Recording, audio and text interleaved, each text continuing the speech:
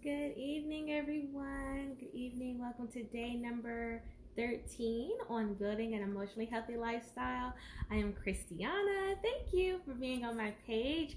I hope that you've been catching these lives. If you have not, please go back, check out some of them. Day number 10, I did a whole recap of everything that I'd already given for the whole month of October. I'm going live, just sharing quick tips on how to build an emotionally healthy lifestyle. And I am a Christian counselor. So if you need help in the area of counsel, please reach out to me. Let me know. I'll be more than happy to personally talk to you and kind of help you build a strategy around building a healthy emotional lifestyle for yourself. All right, so today's tip is this: learn how to identify your needs and how to voice them. Learn to identify your needs and how to voice them.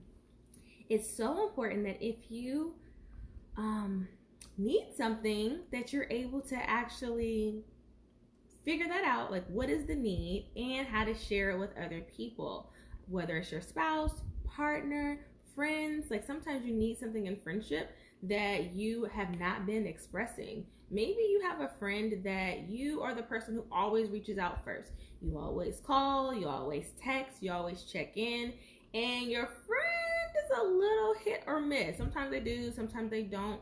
And usually it doesn't bother you, but maybe you're in a season where it really bothers you that they don't always respond back, or it looks like they read your message but they didn't say anything.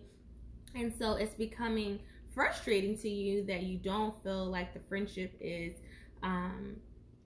giving you what you need in this time. Well, it's really difficult for your friend to give you what you need if you don't express that to them. And it's okay to express a need for something. You may need something different in different seasons than other times, and it's okay to express that. If you have a relationship with someone, you should be able to share with them, like, hey, you know what, I would really appreciate it if you would like text me back sooner than X amount of time, or if I give you a call, would you mind actually calling me back and not texting me back, because I don't really want to communicate through text that way right now. I'm kind of needing more one-on-one time over the phone. It's just kind of where I am right now. There is nothing wrong with sharing that with your friend and letting that person know. It's not good to know you really want someone to check in on you and then you just wait and wait and wait and wait and like just say, like, you know what, watch, they're not gonna say nothing, they're not gonna write me, they're not gonna text me back, they're not gonna call me, they're not gonna check on me. You're literally kind of setting people up for failure by expecting them to do something that you have not articulated that you need.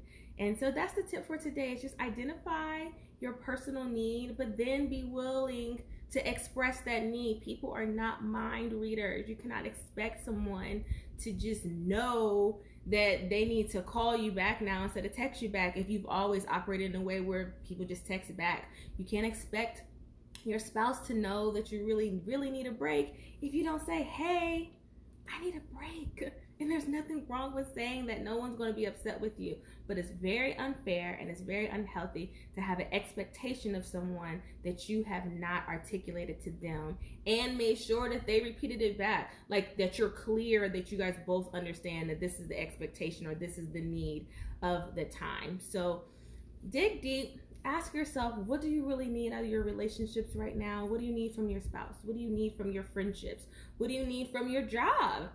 Maybe there's something going on with your boss at work and you have just been suppressing and not talking about it. Set up the meeting, but before you go just spilling out your feelings, right? You know, talk to your counselor about your feelings. It's okay to tell people about your feelings, but come with a solution as well to the problem.